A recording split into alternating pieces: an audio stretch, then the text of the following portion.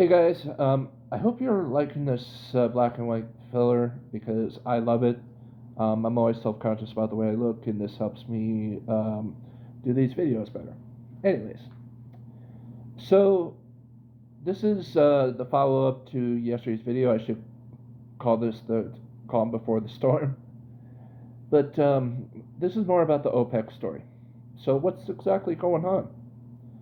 2 million barrels a day of oil is going to be stopped in November. I wonder what's happening in November. Oh, an election. A midterm election. A very powerful midterm election that could render a president helpless. I wonder. So gas prices always scare voters. It's just something that can't be helped. And so they always want to vote for somebody different if it's going to affect their pocketbook. Or excuse me, I should say pocketbook when it comes to gas prices.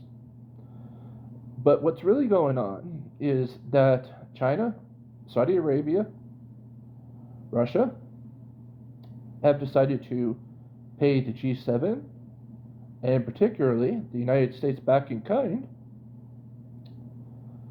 for the Russian oil cap that's in the works. And also, OPEC's pissed that the United States decided to help other countries with its own oil when certain countries decided to reduce its oil dependence, like us, by 3%, because that's what we were only importing from Russian oils. But also, as a retaliatory method, in the early parts of the war, and still in some parts, Vladimir Putin was messing with the oil market. So Biden's method helped drive down the price of barrels, and when the price of barrel drops, the price at the pump drops. But OPEC didn't like that.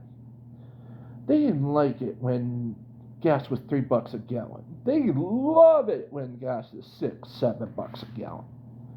That's their pride and joy. You know, but also, there's other things to this. I find it a little too ironic that they're doing this right at the time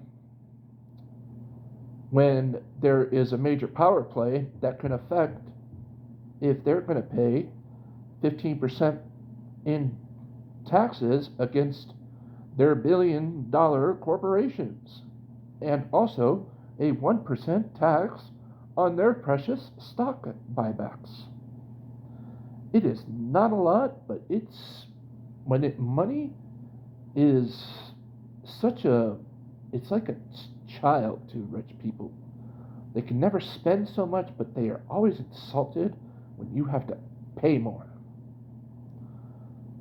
But the grand scheme of things, Israel, Saudi Arabia,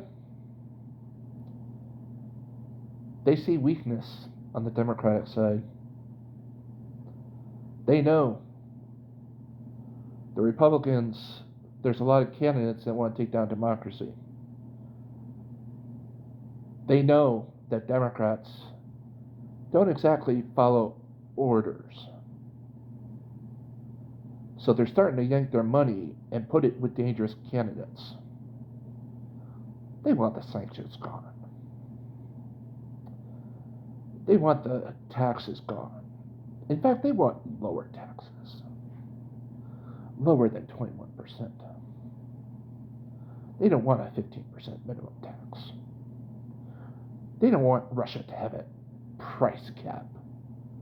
And price cap means that the G7, which is the countries that would be affected by this, would pay at a certain price that they set, not what the market sets, not $120 a barrel. You know, it could be low as $50 a barrel. So, you know, I have to say this, but this is a very complicated political pay. And so what can be done? Back in 2008, the United States, when we were in the midst of the financial depression that happened at that time on Wall Street, we nationalized Freddie and Fannie Mae. but it was done through Congress. So that is an option for oil, but it would cause short-term shock, but it would also speed up our transition off of fossil fuels. But it is a risky move because everybody's always so scared of temporary higher prices. Even though gas prices are always, like a gun in the back of our heads on the market for Americans especially. They know that the market prices, that's how it's really determined who people will vote for who. OPEC knows that. It's just too convenient, all this, don't you think? And also, because there is still the last of a pandemic, Biden still has some extra powers in the executive branch. So he can cause real pain to the oil industry. But the question is, will he, when the Chamber of Commerce has become its own political entity, even though it's supposed to be a government agency? What happened to that? So, that's my thoughts on the matter.